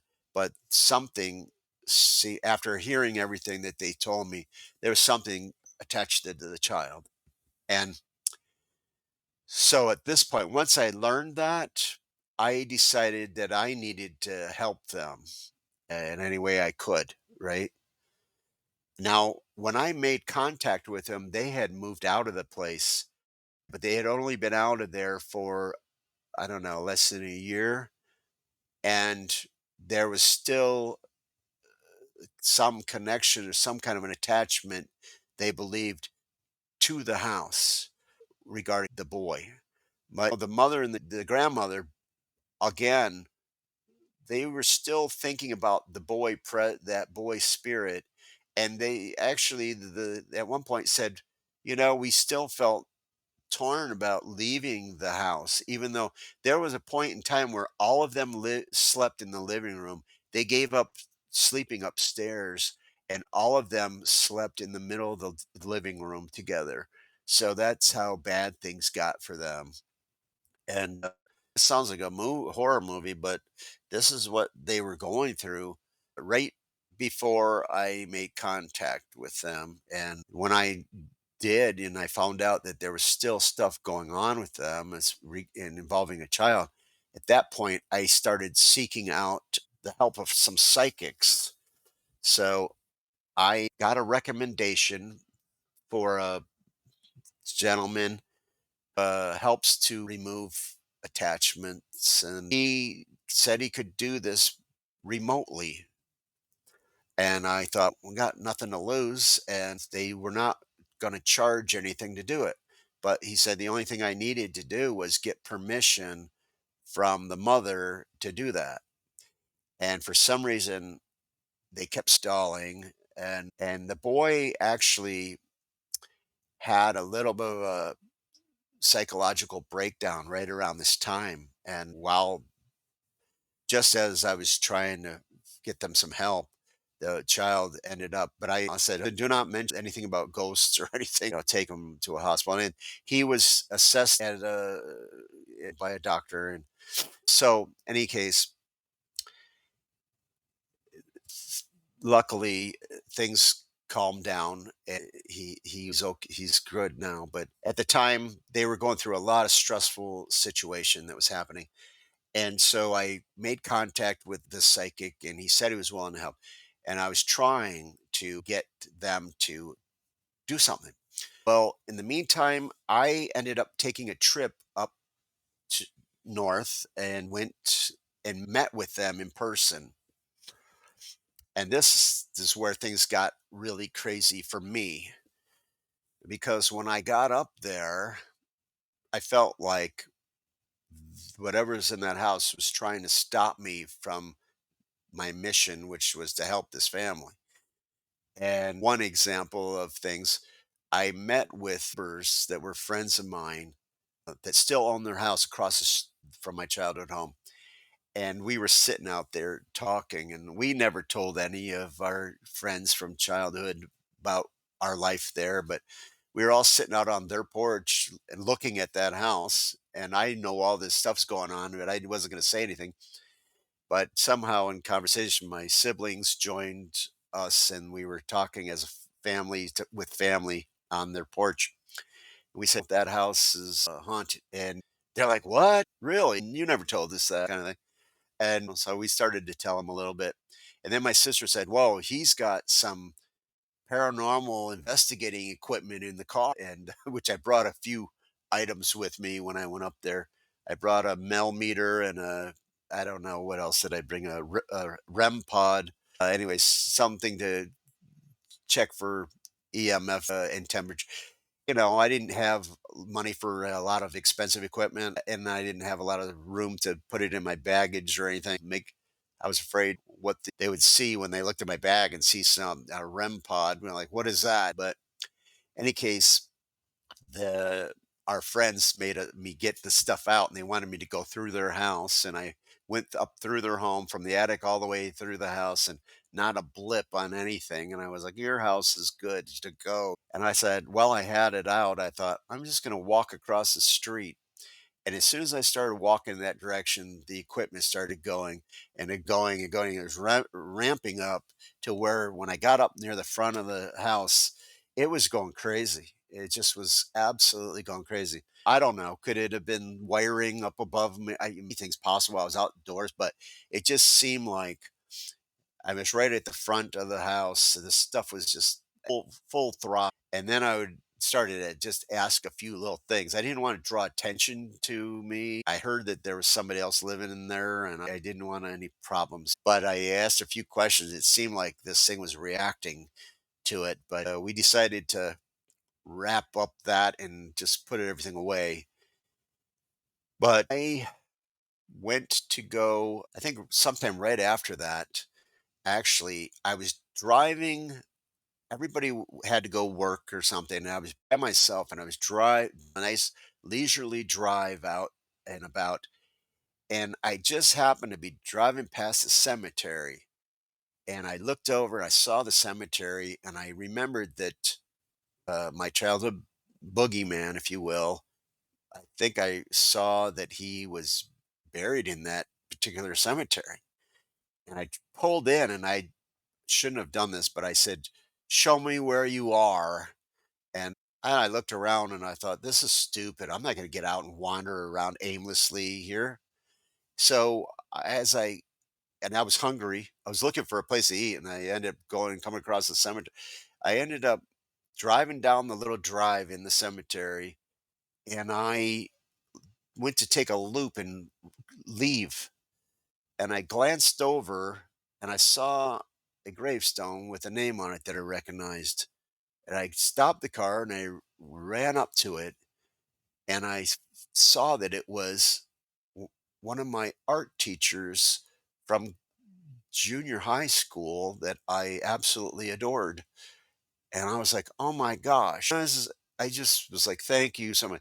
And I looked up, and right behind that gravestone was the graves of my childhood boogeyman, if you will. And I absolutely freaked out. I mean, just my mind was blown at this point in time. It's just, I could not believe what just happened. It was, and out of all of the graves in the cemetery, I just happened to come upon that particular one, which I asked it to show me where it was, but I was not, I don't know, I was not expecting that. Now, I'm assuming that you are referring to Mr. Wolf, right? Yes, I'm referring to Mr. That Wolf. That's is right. that is again extremely wild. Yeah, to say the least. I was freaked out and just my mind was blown. I went and found a place to eat lunch and I was by myself all this time and I was just like my head was spinning. And I took this trip up by myself. My family did not join me. My siblings were up there, but my wife and my son did not join me. So I was staying in this motel, not a great place, but it was convenient and it was cheap and I was just trying to take this trip and not spend too much money on this trip. And so I went to meet with the third family that I was talking about. I went to meet with them, the ones that needed help about their child. And we arranged to meet up in a park and we had a little discussion. And at this point, this is when I was trying to desperately get them to agree to let the psychic help them. And oddly, right after I met with them that evening, I was in my hotel room and I was feeling I started feeling frightened, frankly, about all of it. Things were just kind of, I felt really uncomfortable. I was alone and I'm over in my head with this stuff. I'm like, this is over my head. I'm like in this deep now. And I woke up and I had large scratches, welted scratches on my abdomen. I think I may have sent you pictures of that. I don't know if I did or not. Maybe I didn't. Anyways, I was like, what in the world? Now, they didn't come from me because I had cut my fingernails and filed them all down just prior to getting up there on this trip. And there's no way the angle in which they were, and it almost looked like like writing them. If I didn't send it to you, let me know. I'll send it to you. I don't It recall seeing that picture actually, okay. Barry. Okay, I could send you that if you would be interested in seeing it. But that freaked me out again on top of everything, and I was just like, "Oh my gosh, what in the heck is happening here?" And I knew that I didn't do this to myself. That was the first time that anything like that ever happened to me that I'm aware of.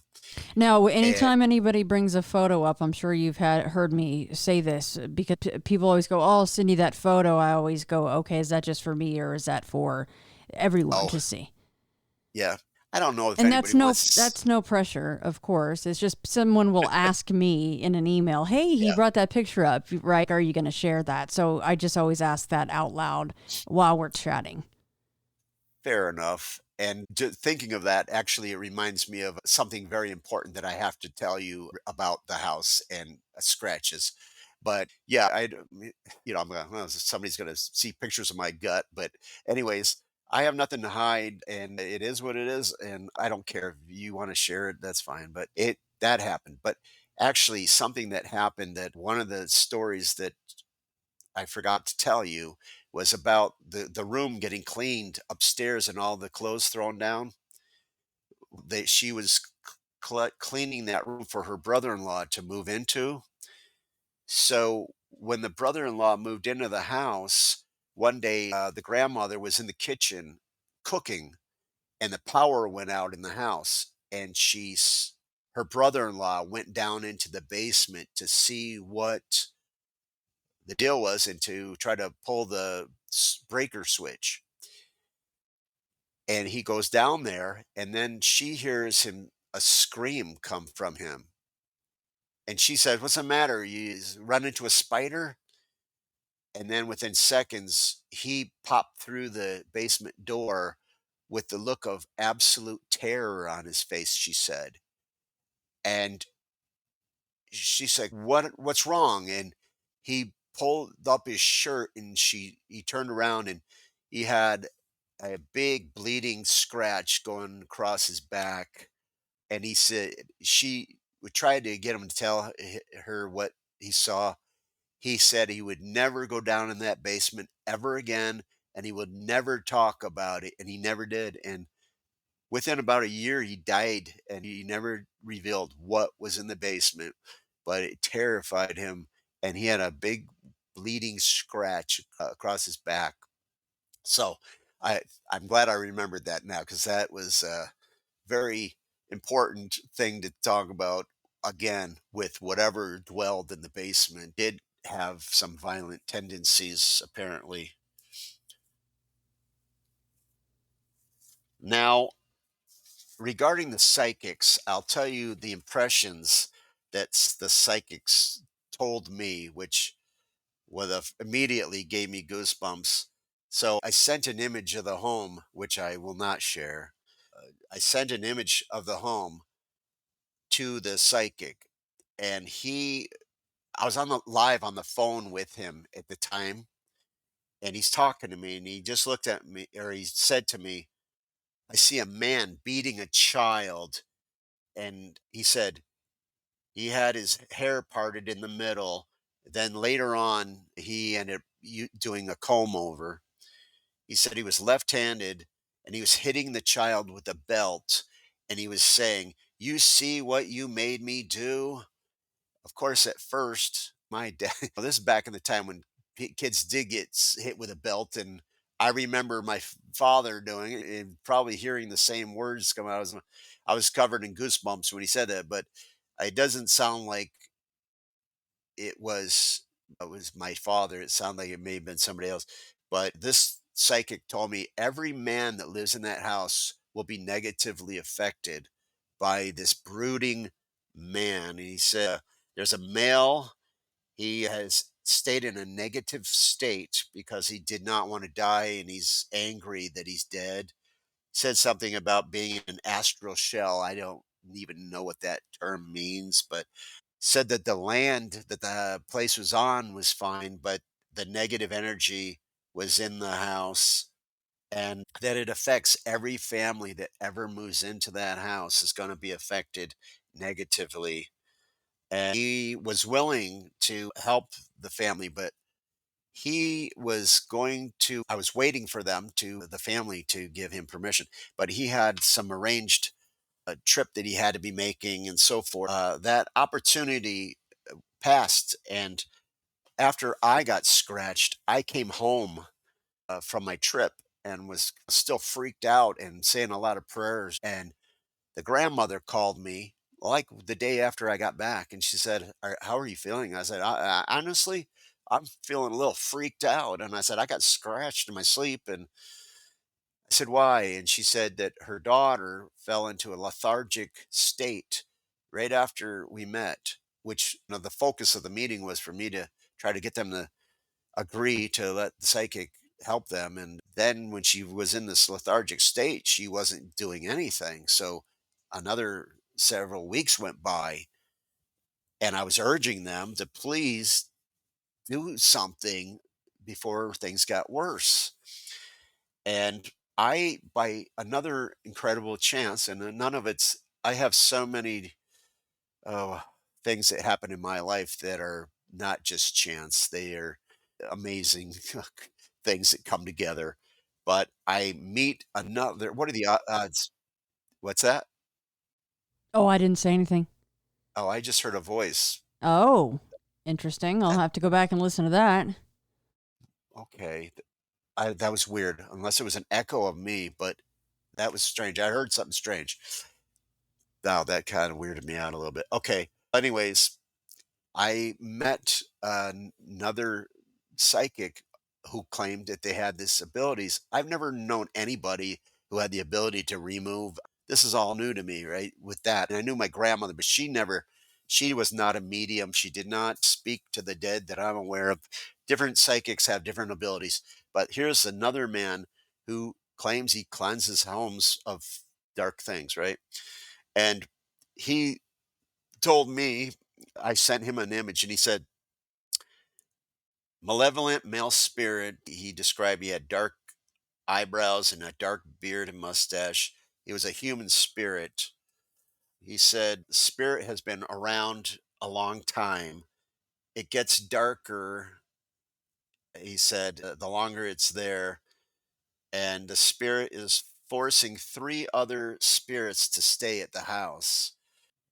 On August of 2023, the family finally gave him permission to help them. And James is his name's James. That's fine. He whoops, James, it's fine. I don't need to go any further with that. He said he removed the spirits in the house and the attachment from the boy.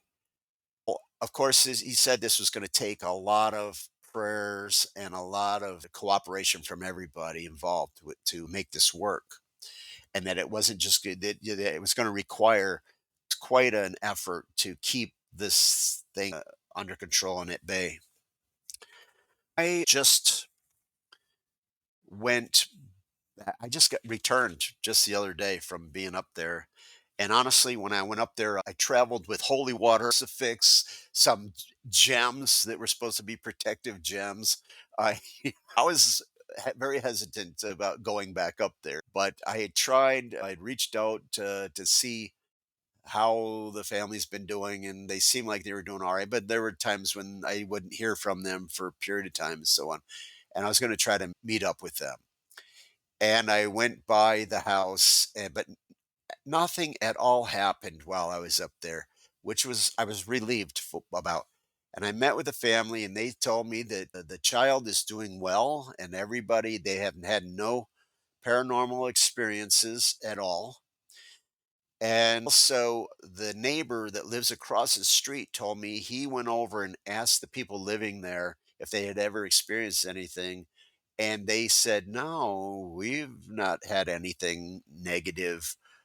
Nothing weird happened here. So that was another interesting thing. I had asked him at one time, boy, if I would love to be able to talk to the people that live in that house, I would love to have gone in there. Maybe I don't know if I would have or not. I thought so, but on the other hand, why play with fire? But I was relieved to hear him say that the people living there seemed like everything was good.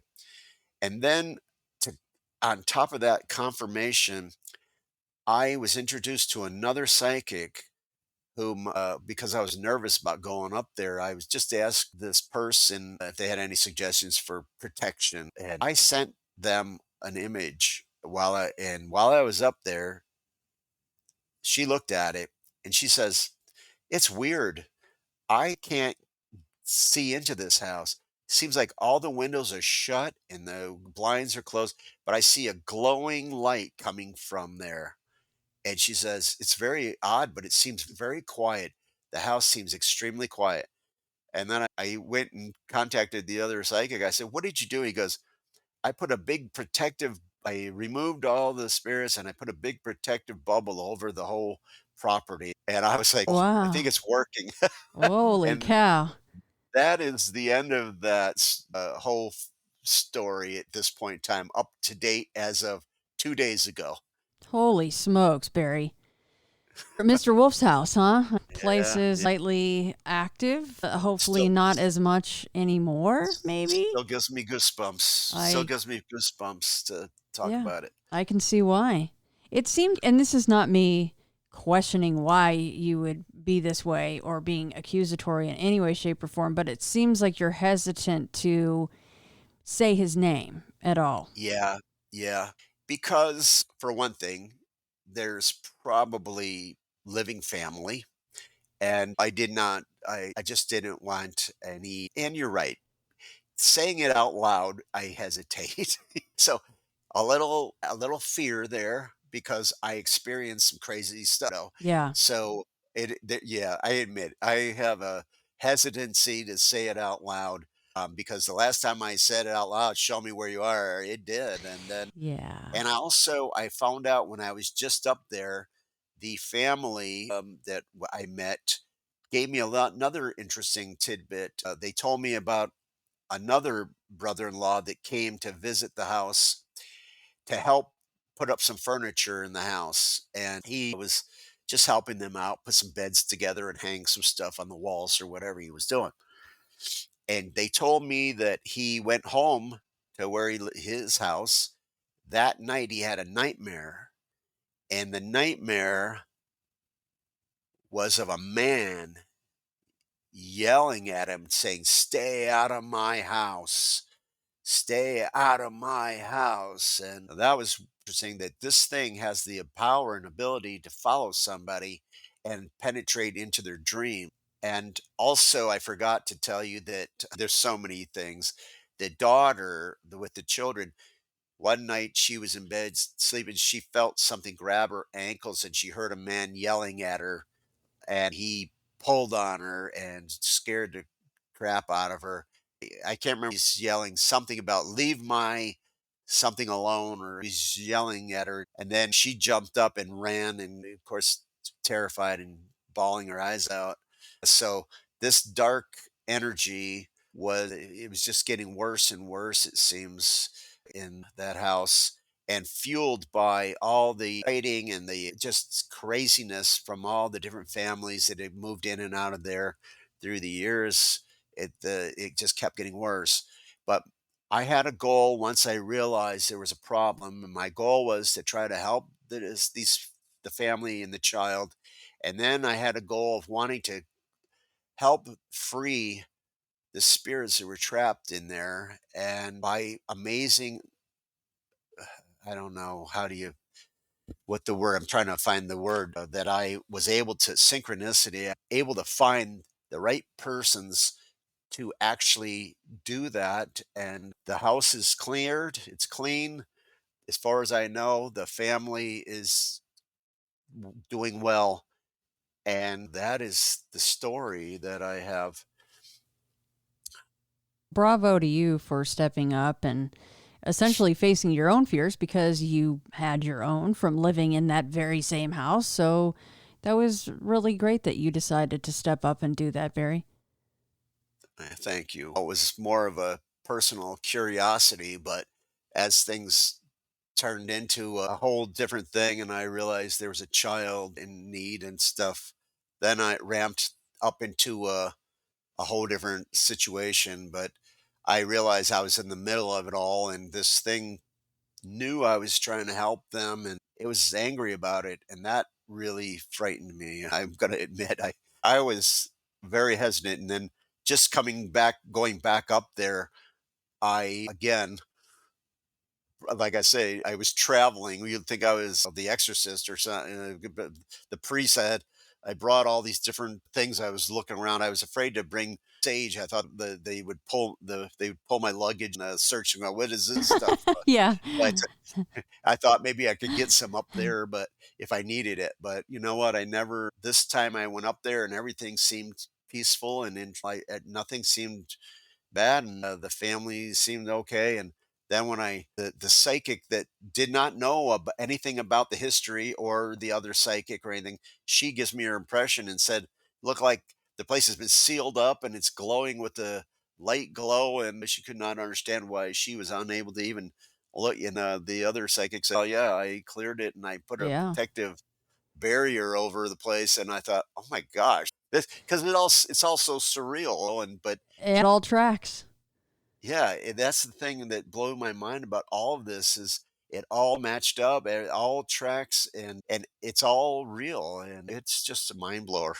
That's my childhood story, early years, and of course I have a lot of crazy teenage things that happened through the years, and it just the strangeness continued on in my life, one strange event after another Well, of very wide variation of different paranormal experiences. well, that is where we will pick up for episode 2 the next time we chat, and I'm very much looking forward to that. But Barry, thank you so much for being willing to come on and chat about this today.